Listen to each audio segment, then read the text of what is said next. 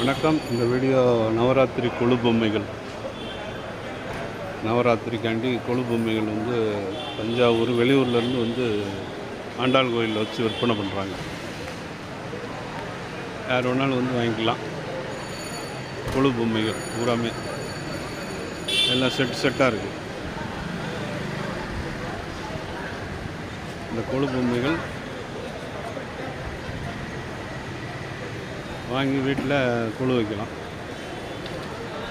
வணக்கம். இந்த வீடியோ பிடிச்சிருந்ததுன்னா லைக் பண்ணுங்கள், ஷேர் பண்ணுங்கள், சப்ஸ்கிரைப் பண்ணுங்கள். வணக்கம்.